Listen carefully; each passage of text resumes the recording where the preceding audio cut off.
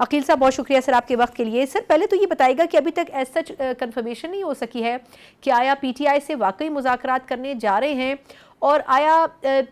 Mutual consensus کے اوپر ہی مذاکرات ہو رہے ہیں یا پھر ان کی ٹرمز پہ یا حکومت کی ٹرمز پہ؟ یہ ابھی تک کوئی واضح کلیئرٹی اس میں نہیں آ سکی ہے ابھی دونوں طرف سے.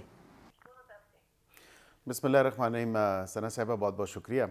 دیکھیں, سب سے پہلی بات یہ ہے کہ مذاکرات جب بھی ہوں اور ان کی بنائی ہوئی کمیٹی کے ساتھ جب بھی انگیج کرے گی حکومت, تو اس میں غیر مشروط جو مذاکرات ہیں وہ سرے فہرست ہوں گے, اور اپنا ایجنڈا اگر انہوں نے دیا ہے اور 2 پوائنٹ ایجنڈا ہے, اس ایجنڈے پہ تو حکومت بالکل قطعاً جو ہے کوئی کان نہیں دھرے گی. وہ بالکل ایجنڈے کا حصہ ہو سکتے ہیں, لیکن جب آپ مذاکرات کرتے ہیں تو وہ آل انکمپنسنگ ہونے چاہیے, اور on the broader end of the spectrum تمام تر ایشوز کے اوپر بات ہونی چاہیے. یہ تو نہیں ہو سکتا کہ صرف اسیران کی رہائی اور ایک جوڈیشل کمیشن کی تشکیل ان 2 پوائنٹس پہ بات ہو. حکومت بالکل سیریسلی کنسیڈر کر رہی ہے, اور ہماری انٹرنل ڈسکشنز بھی چل رہی ہیں. ہماری کوشش ہے کہ ہم اتحادیوں کو بھی ساتھ لے کے چلیں اور ان سے بھی ڈسکس کریں, اور کوشش یہی ہے کہ جب بھی ہماری کمیٹی کی فارمیشن فائنلائز ہوتی ہے یا ہوگی تو اس میں ہماری طرف سے اتحادیوں کی بھی ریپرزنٹیشن موجود ہو. ہم نے بالکل قطعاً ان کی مذاکرات کی پیشکش, جو کہ خوشائند پیشکش ہے اور خوشائند بات ہے, کہ finally after 10 months of the government reiterating, اور جب بھی ہم نے بات کی ہم نے ہمیشہ مذاکرات کی بات کی اور مذاکرات کو ترجیح بھی دی. تو ہم نے تو ہمیشہ پولیٹیکل ڈائلاگ, پولیٹیکل ڈسکورس کے اوپر ان کو دعوت بھی دی, بارہا دفعہ دعوت دی,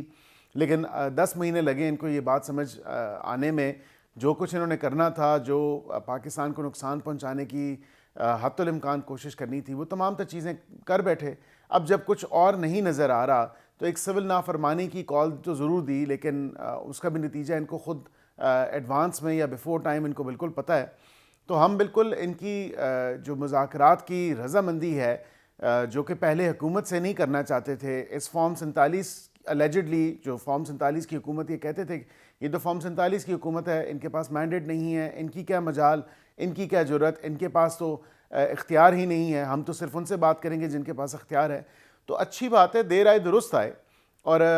جب 10 مہینے سے ہم پیشکش کر رہے ہیں تو اب 10 دن ہمیں بھی تھوڑا سا ٹائم دیا جائے, اور ہمیں بھی جو ہے کم از کم تھوڑا سوچ و بچار کا ٹائم دیں, اور ہم بھی چیزوں کو تاکہ سینٹرلائز کریں, فارملائز کریں, اور پھر مذاکرات پہ بات چیت ہو سکتی ہے. لیکن ایک بات ضرور کہوں گا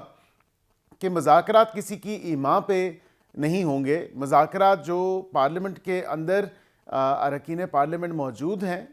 جو اس پارٹی سے تعلق رکھتے ہیں, ان کے ساتھ مذاکرات ہوں گے, اور مذاکرات آل انکمپنسنگ ہوں گے, اور on the broader end of the spectrum ہوں گے یا wider end of the spectrum ہوں گے. کوئی جو ایجنڈا ان کی طرف سے آ رہا ہے اس پہ بالکل وہ اس کا حصہ تو ضرور ہو سکتے ہیں مذاکرات کا, لیکن خالی اس ایجنڈے پہ بات نہیں ہوگی. ہم چاہتے ہیں کہ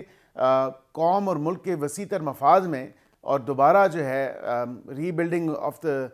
دا کنٹری میں جو ہے ہمارا بالکل ساتھ دیں. ہم ان تمام ایشوز پہ جو آؤٹ اسٹینڈنگ ہے یا جو فیوچر ایشوز ہیں, ان تمام چیزوں پہ ہم مذاکرات کرنے کے لیے ہم بالکل سوچ رہے ہیں, اور مذاکرات کریں گے بھی, کیونکہ ہم کبھی بصیت حکومت, کیونکہ ہمیں بالکل پتہ ہے کہ ہماری زیادہ ذمہ داری ہے, ہمارے پہ زیادہ اونس ہے, ہمارے پہ زیادہ رسپانسبلٹی ہے, تو ہم چاہیں گے کہ مذاکرات ہوں اور اچھے ماحول میں مذاکرات ہوں. ایگزیکٹلی. سر پہ پیپلز پارٹی کے حوالے سے بھی نون لیگ کی ہوپس ہائے ہیں کہ ان کے ساتھ بھی بات چیت ہو جائے گی, کیونکہ ان کے بارے میں بھی یہ کہا جا رہا ہے کہ ایک 25 نکاتی ایجنڈا لے کر وہ بھی بیٹھے ہوئے ہیں. تو آپ کے خیال میں یہ سارے ہی ایک ساتھ انڈر پریشر لانا چاہتے ہیں حکومت کو, یا آپ کو لگتا ہے وہ معمولی ڈیمانڈز ہیں لیکن اب وہ بھی آنے والے وقت میں فلفل کر دے گی حکومت پاکستان پیپلز پارٹی کے پرسپیکٹو میں؟ دیکھیں, پاکستان پیپلز پارٹی ہماری ایک بڑی سٹرن ایلائی ہے, اور ہم ان کے ساتھ بالکل جو معاملات ہیں وہ ڈسکشن ہماری چل رہی ہے. ایک میٹنگ اس کی آلریڈی ہو چکی ہے. ان کی آفٹر دا میٹنگ انہوں نے ایک رپورٹ پریپیئر کی ہے, اور آئندہ جو ایکسپیکٹڈ ہے وہ ان کا جو یہ 25 دسمبر سے پہلے میٹنگ ہونی ہے ایک اور جو ان کی ریزرویشنز ہیں, پرائم منسٹر صاحب نے ٹاسک کیا ہے اور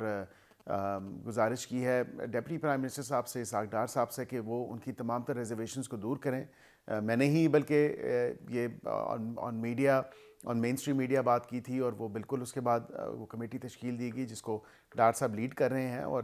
جو ان کی ریزرویشنز ہیں ہم بالکل وہ دور کرنے کی حتی الامکان کوشش ہوگی کہ وہ دور ہوں. جہاں کہیں کوئی باٹل نیکس ہیں ان کو بھی دیکھا جائے گا، اور کوشش ہوگی کہ تمام تر معاملے کو خوش اسلوبی سے حل کیا جائے. بالکل ٹھیک. اچھا عقیل صاحب سے لاسٹ منٹ ہے میرے پاس، میں چاہوں گی اگر آپ کوئکلی مجھے بتا دیں، یہ فیض حمید صاحب کے اوپر جب فرد جرم 2 روز پہلے عائد ہوئی، اس کے بعد یہ ایک کویسچن چل پڑا، میں چاہوں گی کیونکہ آپ خود بھی بیرسٹر ہیں، قانون کو سمجھتے ہیں،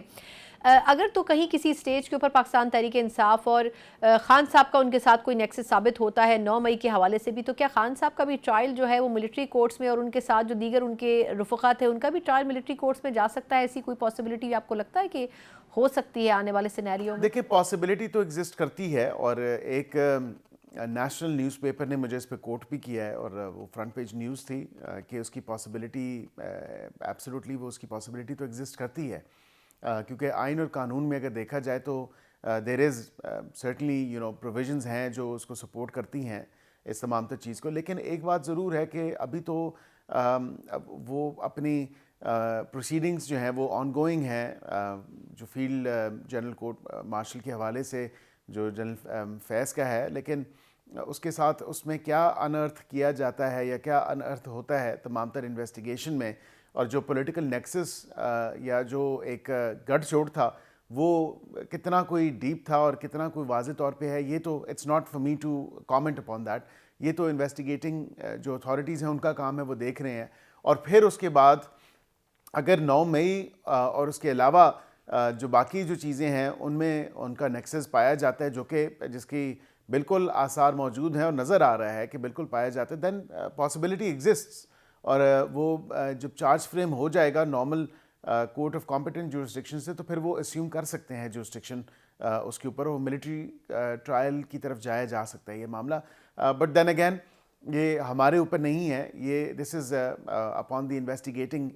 اتھارٹیز. جی بالکل ٹھیک، بہت بہت شکریہ.